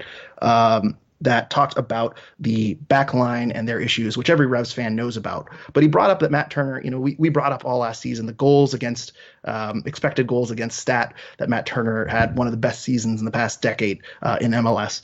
I think he ended up around negative, 8 or 9 or something like that. If you look at the goals allowed from the Revs, they had 57 goals allowed, and that's with Matt Turner, preventing about 9 of them. He stood on his head and had one of the best seasons in MLS for a goalkeeper, even though he wasn't a finalist of the year. I don't want to go down to that path again, but 57 is third worst in the Eastern Conference. Montreal had 60. FC Cincinnati had 75 conceded. But outside of that, no one else was above 55. So this team was already, they're defensively, they were a very poor team last year. I know most of that is from the first half of the season. They had some games where they gave up 5-6. And so a lot of people might point to that 57 goals allowed and say, well, that doesn't tell the whole story. And that might be true. but you also had a goalkeeper that prevented a ton of goals going down the stretch. So, to say that this is the same kind of center back group, we're going to need to see some improvement. Samba's going to have to be a lot better than Andy Baba. Mancien is going to have to play really good, healthy. If not, I have a lot of concerns about that center back pairing. There was a couple of questions that I think just kind of answered. Mando said, biggest missing piece. Mando from Discord, by the way, if you're not on the Revs Discord, please get on. We get questions from there as well as Twitter. But he asked, what's the biggest missing piece? And Mike Kennedy says, what talent gaps among the starting 11 remain? And for me, that's center back. I still don't think this group has improved a lot. Again, maybe Mancien gets healthy and is amazing and is this $1 million TAM signing that they thought, that Friedel thought he was when he came over. Maybe Samba too is amazing. I'm not sold on it. And I think that center back is a really, really crucial position that might be this team's downfall. Sean, you got any other concerns throughout the field? No, I mean, I'm with you there. I think it's center back, and then there's still question marks at right back for me, and at central midfield, where I think, like you were saying with center back, where they have 3 or 4 guys that look like that number 2 center back on a team that's a good everyday starter besides a dominant force. I think at central midfield they kind of have that too, where Luis Caicedo has been a great player, Scott Caldwell is a solid guy, and Zahibo has been good, but at central midfield, which is such an influential position, or can be such an influential position, that's the other place where I see is kind of a weakness, that they don't have that truly dominant force there, and maybe Caicedo develops into that, but those are the 3 spots that I see as potential weaknesses. One more, actually, I'll skip ahead to this question too, but Angus on Discord says, based on the current state of the league, where do the Revs finish at the end of the 2020 season? And I still think this is a team that's talented enough to make the playoffs. But as we kind of have been hinting at, there's still some areas we would have liked to have seen improvement. I'm not sure if this is a top tier team just yet. I'd put them in as the 3rd seed in the Eastern Conference, 4th seed in the Eastern Conference. I think they might be able to get a home game considering how good they were at the end of the season, how good Gustavo Bo was to this team, how Carlos Gil finished the season, and my faith in Adam Busca, who I still think is going to be a great, great player. Sean, are you as optimistic as me? I'm gonna predict right now 3rd in the Eastern Conference. What do you say? I'm kind of on the same page. I was going to go with 4th, but you look at the Eastern Conference, there's still a lot of question marks around every other team, with the exception of maybe Atlanta United. And I look at a team like Atlanta United and I ask if the Revolution roster is as good as Atlanta United's is now, and my answer is still no. And I think there's a couple other teams in the Eastern Conference that maybe aren't there yet, but we'll get there given their rosters aren't necessarily complete at this point. So I agree with you. I think that they can be a top 4 team this year, but I put them at the bottom of that top 4 in either the 4 or the 3 spot. Sandra Lawson asked us some questions that we've already answered. Going into the offseason, you stated our most needed upgrades were at center back, defensive midfield, or was it right back? I think we said both. We mentioned both positions. And striker, how well did they meet these needs? We kind of answered that question already. Striker and left back were big pluses, but still lacking a little bit in central midfield and center back.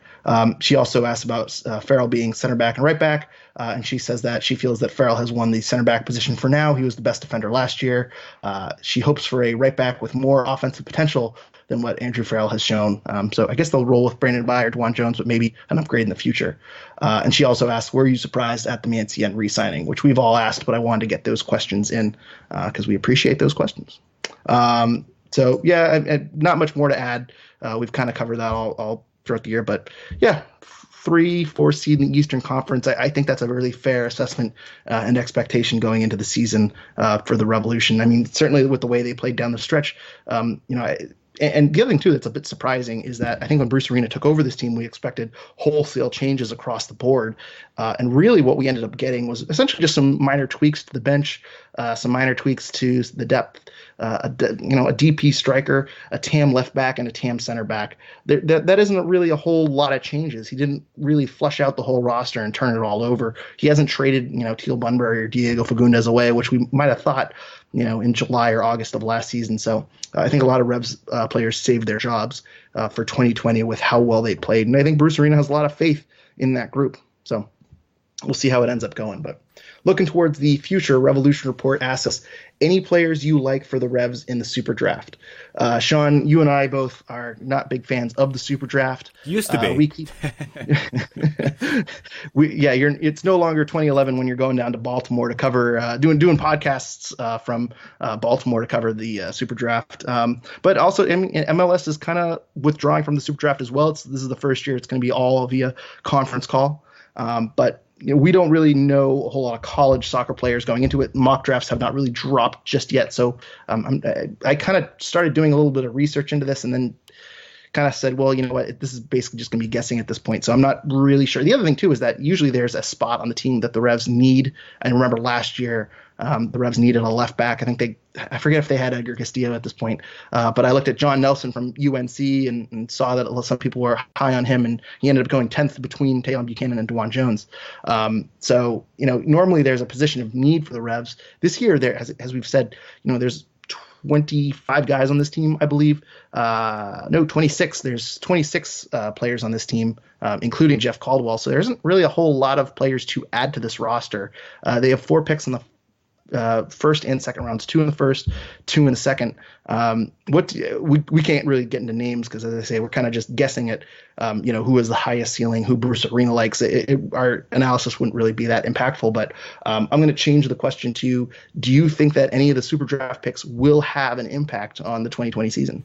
Yeah, when I look at the Super Draft, I look at what is the Revolution Academy not producing, and what the Revolution Academy hasn't been producing is defenders. So when I go look at the Super Draft strategy, I think we talked about the Revolution having 4 center backs in the roster, but maybe that's an area where you go and draft somebody and see if they can push those guys and maybe get some minutes there.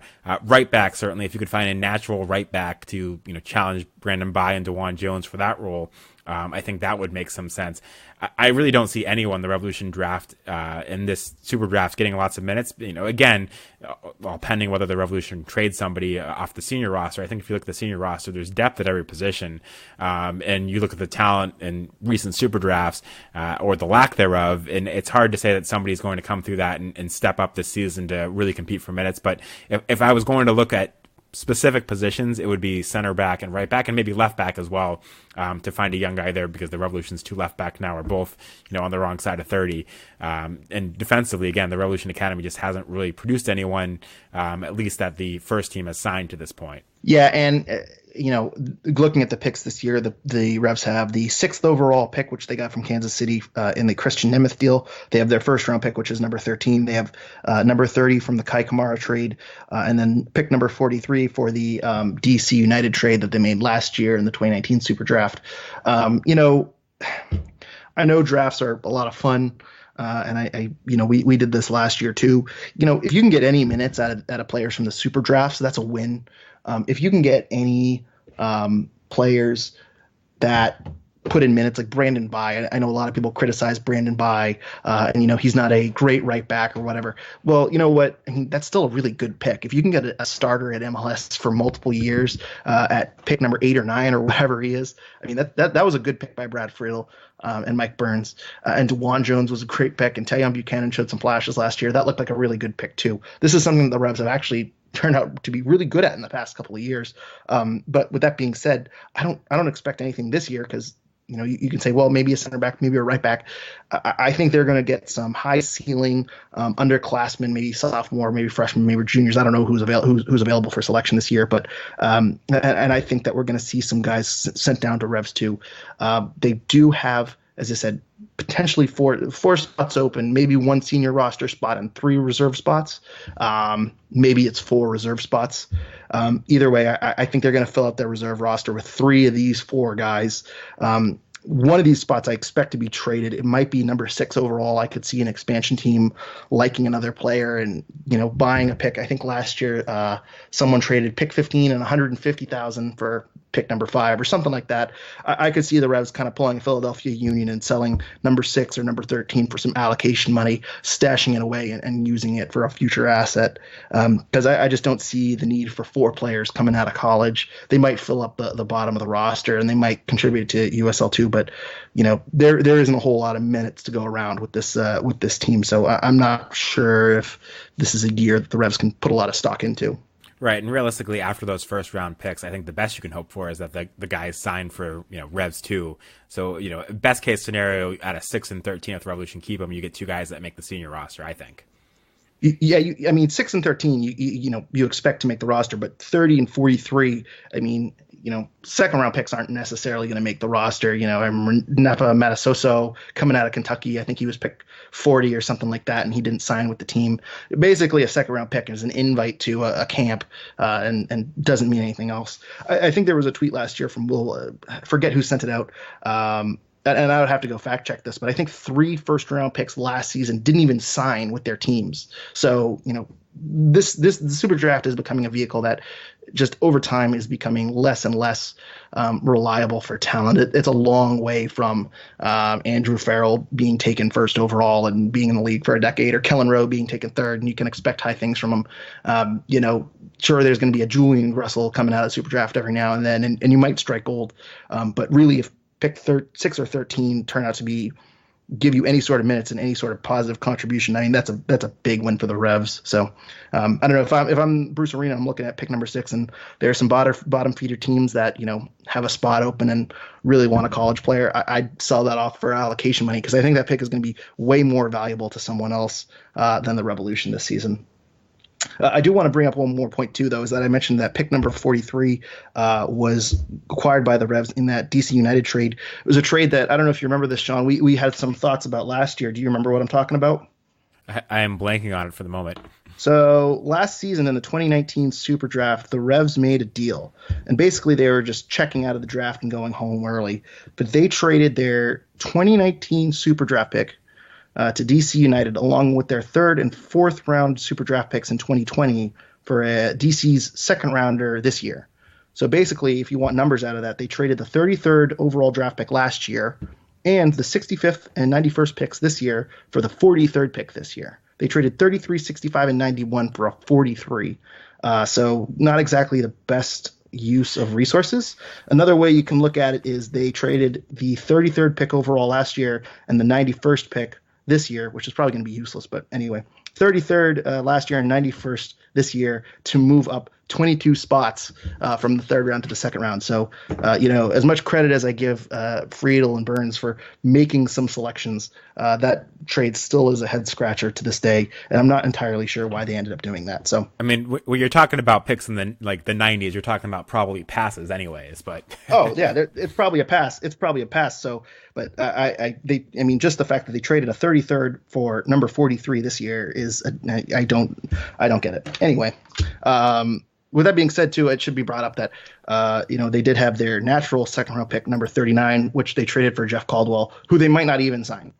So just to give you a sense of how valuable these second round draft picks are, I don't know. It's as I say, it's fun to track. And if you have a top 10 pick like the Revs do, that's fun. I wouldn't put a lot of stock into this 43rd pick or number 30 from the Kai Kamara trade. I don't think either of those are going to have any value at all. But the draft is slightly more interesting this year since it was a Revs 2, where a lot of these guys that were drafted late might actually get a chance to play for Revs 2, where in previous years they would get an invite to preseason camp and almost certainly have no shot of making the roster. Now you might actually see them play for Revs 2, so that makes it slightly more interesting.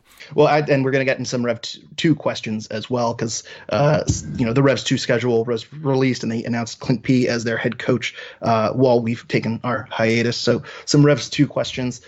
Chris Valukas asked us, which young guys do you see possibly making an impact with the first team? Vice versa, which young guys will develop at Revs 2? And the Revs 2 question, I mean, you can just automatically send these 4 guys to Revs 2 in my mind. I don't think we're going to see any of those guys starting at Revs 1 at the beginning of the season. But current roster guys, Sean, who do you think is going to be will be playing at Revs 2, and who do you think will make an impact at Revs 1? Yeah, I mean, again, it goes back to what we were just talking about with the first team roster. There's guys like DeJuan Jones who have already made an impact in the first team. I think they will continue to make an impact. But otherwise, you look at the young players, some of the homegrown guys like Justin Rennicks, who there was so much promise for. With Buxa's signing, it's hard to see him getting too many minutes, especially when Teal Bunbury is still on the roster. So I don't know that Justin Rennicks is going to get a step up in minutes this season. You look at other guys, Isaac Anking, he had a lot of promise in his first minutes for the Revolution a couple years ago, and didn't really make an impact last year. I don't think he's going to get a chance to break into the first team this year. Tajon Buchanan, who was promising under Brad Friedel, didn't really get much of a look under Bruce Arena. It didn't seem like Bruce Arena rated him the way Brad Friedel did, and I'm not sure I see that changing this year either. Again, things can change in preseason. One of these guys could have a phenomenal preseason and beat out a veteran, but looking at it now, I struggle to see any of the young guys that haven't already gotten a breakthrough, really getting a breakthrough this season. I think really all of the homegrown players that we've talked about, Renix, the new signing Rivera, guys like Isaac Anakin. I'm excited to see him play for Revs 2, and these guys play for Revs 2. But I think most of these guys next season will get their minutes at Revs 2 because this is a very deep roster, and unless there's a situation where the Revolution have a game with not much to play for, I think Bruce Arena is going to rely on his veterans. And historically, you look at MLS now, the league has changed a lot from when Bruce Arena, spent most of his time coaching here. But historically, Bruce Arena has been a guy that's relied on veterans and hasn't given, young players too much of a chance to show through. And you look at this roster right now, it seems like a roster that's kind of designed to do the same thing. So until I'm proven otherwise, I expect most of these homegrown guys and most of the, second year players that didn't get minutes last year to under Bruce Arena to see most of their minutes at Revs 2 this year. Yeah, I agree with everything you said there. And as I said, the senior roster either has 19 or 20 players, depending on if Scott Caldwell is eligible for the supplemental roster. Even if Caldwell is on the supplemental roster, he's going to be a part of that Revs team. I don't think Scott Caldwell playing at USL League One is going to give him much benefit, or and it's just going to take up a prospect spot. So Caldwell isn't going to go down at all. So you have 20 guys that are filling up the 18 and then some. So I don't think there's a lot of room for Tayon Buchanan or Justin Renix or Firmino or Rivera or Inking. I don't know if any of them are going to break through. I think Justin Renix, we might see some minutes from here and there. He might make the occasional appearance just because he was such a highly regarded prospect, because he is getting U.S. call-ups to the youth teams here and there. And the other thing, too, is I'll actually disagree with you. I think we see a little bit of Isaac Inking on the first team a little bit. We talked about central midfield being a bit of a weak spot and not having a lot of offensive options. I think Isaac Anking could we could see some minutes out of him, depending on injuries, depending on matchups, depending on if there's some spots that Bruce Arena wants to see how he does. He's certainly impressed in his one appearance at NYC FC. He's had some injuries. He had that health issue a few years ago, and he has already been on loan at the USL Championship level and played pretty well from a few games that I watched. So I don't know if Anking he seems to be a little bit above the Revs 2 level at this point. I know he's only 19 or 20 years old, but I think Anking could be another guy that we see get some minutes at Revs 1. Outside of Anking and Renix, I don't know who else we really see. We saw Buchanan last year. I'm not really sure if Bruce Arena is a big fan of the guy. I hate to say it, but do you Tayon Buchanan or DeJuan Jones on the wing? Who would you rather have? Buchanan or Renix at striker? Who would you rather have? Buchanan not only has to beat the guys on the senior roster, he has to beat the guys that are kind of down with him on the supplemental and reserve rosters. So Buchanan, another young guy, he was a sophomore coming out of the super draft. Obviously, he's got a high potential. I think we see him get most of his minutes at Revs 2. I don't think we see an appearance from him at Revs 1 this season. So and I think Jeff Caldwell will see either at Revs 2 or at USL Championship. I should throw him out there too. Revs 2, though, Firmino, Rivera, the other guys that we mentioned that are kind of young and on the way up. Obviously they'll be Revs 2 guys, but we did get a question from Hans on Twitter. How do you see the roster shaping up for Revs 2? And then he also says, do you expect the team to draw any attendance? And what do you think about the team barnstorming New England, playing in cities like Framingham, Portland, Lowell, Manchester, et cetera, et cetera? So we kind of just talked about the roster shaping up. It's pretty much going to be a bunch of academy guys and then reserve roster guys and supplemental roster guys. We're not going to see Scott Caldwell or Diego Fagundes or Kellen Rowe make appearances at USL League One. If it was a USL Championship team, it might be a little bit different. But League One is essentially for developmental of high school and college age players. So that's how we kind of see the roster shaping up for Revs 2. John, do you have any thoughts on before we move on to the other questions? Any thoughts about the Revs 2 roster? No, I think you're spot on, and just even going back further to your earlier point about all the young guys, you look at the lack of at least on paper, the lack of potential minutes for these young guys in the first team. And it even brings you back further to Diego Fagundes. And, if there hasn't been a drastic change in what the role is going to be for him this year and, what his plans are for the future, that's even more reason to try to look to offload him now and get what you can for him now to actually open up, some chance at minutes for some of these young guys. Yeah, no, I agree with you 1,000%. Moving on to the second question. Do you think the team will draw any sort of attendance and potentially about the team barnstorming So I'll take the barnstorming question because I really like this idea, and I think we talked about it a little bit when the U.S. Open Cup. There was a question about, I think Seth from the Met Musket had an article about moving the U.S. Open Cups around, and I really enjoy the U.S. Open Cup games at Brown or at PC. I really, I know they go to Harvard sometimes, but I think it's a really good idea to put the U.S. Open Cup games in Portland, Manchester, Western Mass to kind of expand the fan base and kind of expand it beyond the Foxborough, Southeastern Mass, Rhode Island region, because I think that's kind of where the most of the Revs fan base is right now. And I know I've ranted before about the Portland Timbers and Seattle Sounders claiming Portland, Maine as their own. I would like to see the Revs kind of make more of an effort to get some of those fans, because there are soccer fans in northern New England that just flat out are not following MLS or the Revolution. So I kind of like the idea about the team barnstorming, maybe playing friendlies against college teams, playing games against local teams, maybe a BSSL side or something like that.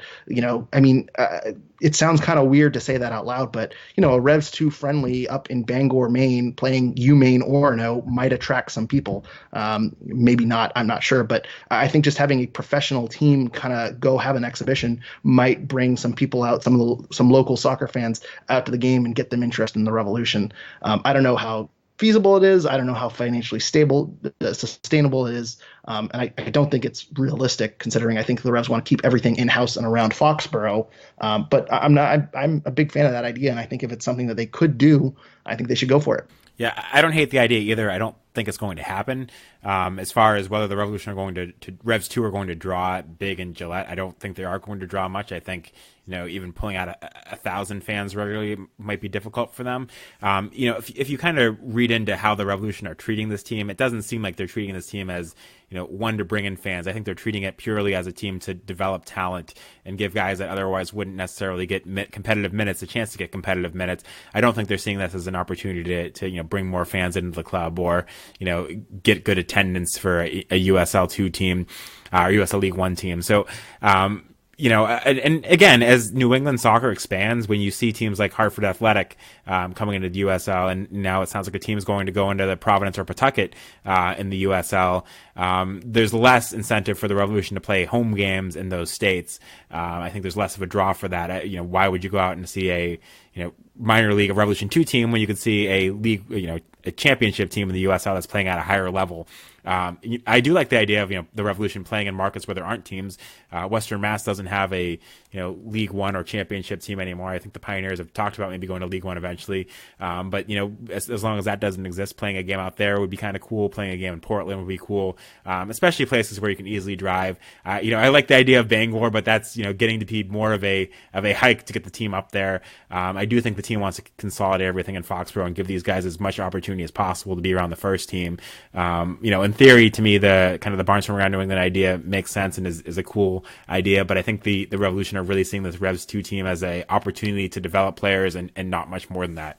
It's going to be a bridge basically from their academy to the first team. It's essentially just going to be a bridge of guys that aren't going to college because they're going to be taking part of Revs 2, and they're not homegrown players like Rivera, because you look at someone like Zach Haribo, who's out of contract now. I mean, he should, in hindsight, obviously 2020, but he should have gone to PC and developed there as opposed to wasting away on the Revs bench. And, he didn't really have a lot of ability to break in. He trained and all that, but, he didn't really get any game minutes. And I think that really harmed him long term. And by the time he got to USL, he's 4 years of no games. I mean, that sucks. So essentially they're doing this so they can sign homegrown players like Rivera, like Renix, and, while they're foregoing time at college and developmental time at college, Revs 2 is essentially there to kind of fill that gap and play at hopefully a higher level than what you would see at the NCAA. So, I and again, I don't think there's any sort of attendance. I think you already talked about that. I don't think the Revs really care for attendance. I'm sure they'll get some fans there. Most of these games are on weekends, I believe. Friday, Saturday, Sunday. It looks like there's the occasional Tuesday games and whatnot. But, I know that, Red Bulls 2 and TFC 2 and even teams that play in the USL Championship, the secondary teams get 50 fans. So I'm not sure if they're going to be playing in Gillette Stadium or at maybe a secondary practice field. I think TFC 2 played at a secondary field. I don't know. I don't think this is going to be something that's going to draw a lot of fans either way. And I don't think the Revs really care. And that's not really the priority there. So, Garland, the merriest Remington third on Twitter, if that is his real name, says, I can't find the clip of Bruce Arena asking what's going on, but that's my question and comment. Also, what about roster flexibility? So, Sean, some people have been making fun of the Revs' former company line of roster flexibility when people would criticize them about being inactive in the offseason and having open spots. Their argument was, well, roster flexibility, we can do things later on. We're basically just, paying the top players more as opposed to kind of spreading the money out across 30 roster spots. And the Revs, as we said, have kind of filled it out. But, I'm a little nervous about having few roster spots. I'd like maybe at least one spot on the senior roster open. I think they do. Again, Scott Caldwell on the supplemental roster, maybe. But don't you think that after a while, we mock that old line, but they've kind of gone in the reverse direction where, summer transfer window, they're not going to have a lot of room to do things. And maybe next offseason, their hands are going to be a little bit tied. Do you have the same concerns as me? Yes and no. And I mean, Mike Burns deserves to be mocked for the roster flexibility comments because the way they did handle their off seasons in the past was, ridiculous and did put the team kind of behind the eight ball to start the season when they were making signings, a few weeks before the season started and didn't really have time to integrate players. I do agree there is some reason to be concerned that the Revolution, there are some question marks on this team right now. We talked about the positions where we have some question marks, and there's not really any way to fix them. If they go into the preseason and these guys don't turn out to live up to Bruce Arena's expectations, there's not that much flexibility. With that said, it is a league where you can waive players. If the Revolution are willing to eat contracts, there are ways to get rid of guys. We saw them do that with Gabriel Somi last year. They missed an opportunity to get rid of him in the offseason, and Bruce Arena took over and they ate that contract. They moved on from Gabriel Somi. So if you absolutely need a roster spot, there are ways to get one. There are negatives to that, and that you can lose cap flexibility. But I don't think there's too much concern because if the Revolution do need to make a change, Bruce Arena has shown a willingness to do that, even if that means taking a sacrifice and eating a cap contract hit. And I think the Crafts, if they have to help eat that cap hit or that contract hit, depending on what level of player it is, if it's DP or something, and the Crafts have to eat some of that money, I think there's more willingness to do that now. So yes, I do think there's some reason to be a little bit concerned that at this stage the Revolution don't really have an opportunity to sign another international player for a senior roster slot. Because there are still in my view, some holes in this roster.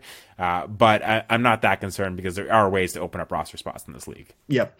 It should be noted, too, that the Revs had their franchise high in spending last year. I believe it was $10.3 million prorated over a full season. Obviously, Gustavo Bocque mid-season, so that's a big change. But I think it was prorated over a full season. It was $10.3 million, and the Revs look to be around that as of right now. Based on last year's salaries, they are spending about $7.77 million in salaries. There's going to be raises across the board for players who have their options extended. Scott Caldwell had re-signed an extension, so his number is going to go up. Matt Turner signed an extension, his number is going to go way up. And then, obviously Adam Busca signed for 7 figures. There's going to be Butner is going to have a big contract. Kamara apparently is going to have a pretty good chunk of a contract, and then you have the signings of Rowe, Sinovic, and then obviously you're going to have a bit of a salary for Riviera and Caldwell if he ends up signing, and then you're going to add on 3 or 4 more draft picks. So projecting it out, it's not unrealistic to think they're at about 10.5 to 10.7 million. That's just kind of guesstimating salaries. I'm not going to break down each one, but I kind of did the math, and they look to be a little bit above where their spending was last season. So it's pretty good too, considering last year they had so many pieces to add, and they're going to be around the same level as they were last year. Obviously, some of that's Juan Agudelo. We talked about this a few podcasts ago, Sean. Juan Agudelo, Edgar Castillo, Michael Mancienne. They had a lot of contracts, a lot of big figures coming off the books, and so I think they've done a really, really good job of taking that same amount of money and spending it a little bit more effectively going into this season. So, and again, that goes into my A- grade on the off season for the Revs. So. Sean, let's just kind of hit on some other points before we wrap this up. I know we're going long. We have a lot to talk about. Hopefully our lack of podcasts are made up by the length of this one. Sorry if this is going to take people a day or two to get through. But Just some other news that I don't think any commentary is needed, but obviously their new training facility is opened. We mentioned the Revs 2 schedule was announced, and they announced Clint P as their head coach. And they also announced their schedule, which I think 7 of the last 10 are going to be on the road for the Revolution. So early in the season, points are going to be really important. They have a home-heavy schedule to start the year, and then they kind of end it on the road. Sean, I don't know if you have any thoughts about the training facility, Revs 2, or the schedule, anything you want to hit on real quick? Yeah, I mean, the training facility looks phenomenal, and it was great to see Busquets, step into the training facility and talk about how excited he was for that. And he did seem genuinely excited to be taking part in that training facility. And I do think it's something that, helps attract guys like him and maybe even guys like Kellen Rowe to come back. So that's very exciting. Honestly, I haven't looked too much into the Revs 2 schedule. It'll be interesting to see, how they do in some of those games. But the Revolution schedule is very interesting, how many early games they have. The first 2 weekends of March, they're playing at home. So, the weather in Foxborough is always very questionable at those times. Their first game of the season's in Montreal. Of course, that's in the Dome. But, usually you see the Revolution starting the season with a lot of games at warm weather climates. And this year, that's not really the case. Yeah, absolutely agree. And another thing too, you talked about Busquets and saying, I think someone tweeted out that he just needed a day hanging out with Bruce Arena to kind of know it was a good fit for him. It's pretty amazing how adding Bruce Arena and then some technical staff. I think Chris Tierney got a shout out from Kellen Rowe and was a factor in Kellen Rowe coming back. It's pretty amazing how Bruce Arena comes in and suddenly players love coming here, whereas Brad Friedel, one of his last moments was Mboku, being this big signing that was months in the making and then backing out, when the transfer window opened. So it's a pretty big shift here, and it's pretty amazing that Bruce Arena has been able to do so much in just 2 months. And obviously the training facility looks very good, and the fact that this is a major factor that people that free agents are citing as a reason to come here, I think is a really, really good sign for the Revolution. Sean, do you have any thoughts before we end up wrapping this episode up?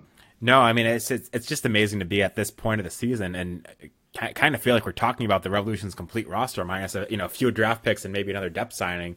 We've never really been there before. It makes you wonder when we're going to have enough exciting stuff to talk about to even do another podcast until preseason starts.